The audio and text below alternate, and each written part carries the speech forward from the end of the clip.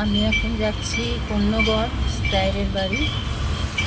Sir আমাদেরকে আজকে invite করেছে। আসলে আজকে ওখানে আমাদের গান রেকর্ডিং আছে, তো ওই জন্য আমরা যাচ্ছি। আমি এখন অটোয় আছি, দিয়ারা যাব। দিয়ারা থেকে ট্রেন করে যাব কন্যগড়। তো চলো, আবার পরে দেখা হবে।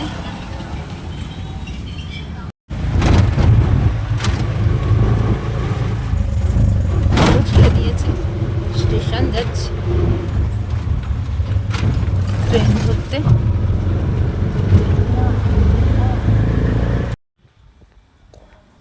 বন্ধুরা, আমি এখন দিয়ারা স্টেশনে প্ল্যাটফর্ম ধরে হেঁটে যাচ্ছি। দুঃখের বিষয় হলো স্টেশনে আসা মাত্রই ট্রেনটা ছেড়ে দিয়েছে।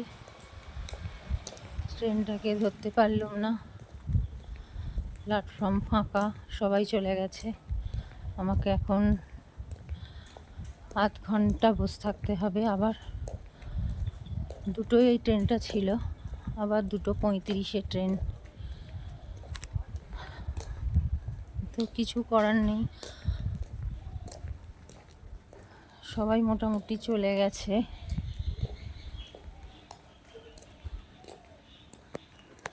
দেখো, দিয়ারা স্টেশন ফাঁকা।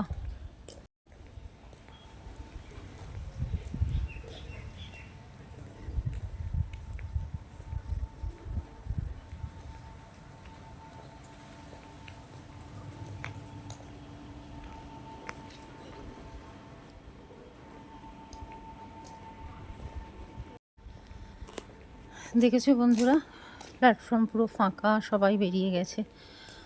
আমাকে এখন একা বসে থাকতে হবে। তো কী করব?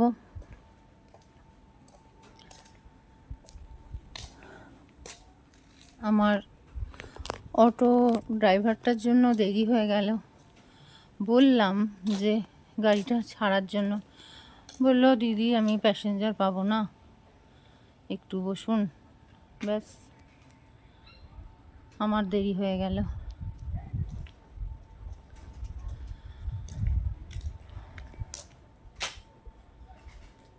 আসলে গানের রেকর্ডিং আছে স্যারের বাড়িতে, ভিডিও হবে, রেকর্ডিং হবে, তো সবাই আসবে।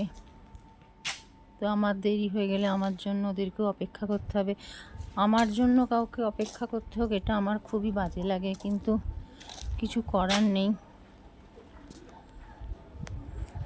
তো চলো, এখন আমি এখানে চুপ করে বসে থাকি। তো যথারীতি ঠিক সময়েতেই ট্রেন স্টেশনে ঢুকেছিল, আর আমিও ট্রেনে উঠে পড়লাম। তো এবার আমি ট্রেন থেকে নেমে কন্যগড় অটো স্ট্যান্ডের দিকে চলে গেলাম। গিয়ে দেখলাম যে আমার গান বন্ধুরা আমার জন্য অপেক্ষা করছে অটো স্ট্যান্ডে। ওদের দেখে খুবই ভালো লাগছিল। যাই হোক, অটোয় উঠে পড়লাম। এবার অটোয় করে আমরা যাচ্ছি আমাদের স্যারের বাড়ি। মোটামুটি অটোয় 10 মিনিট মতন তো সময় লেগেছিল। তো যাই হোক, অটোয় করে যেতে যেতে খুবই আনন্দ হচ্ছিল, হাসি গান হচ্ছিল। আর এই দেখো, এরা হলো আমার গান বন্ধুরা। তো যাই হোক, গান রেকর্ডিং করতে যাচ্ছি আমরা। আমি অবশ্যই তোমাদের সঙ্গে আমাদের এই গান বন্ধুদের গান অবশ্যই শেয়ার করব। তো যাই হোক, আজ তাহলে এই পর্যন্তই। দেখা হবে পরের ভিডিওয়। তো ততক্ষণ তোমরা সবাই সুস্থ থেকো, ভালো থেকো। তো চলো, টাটা।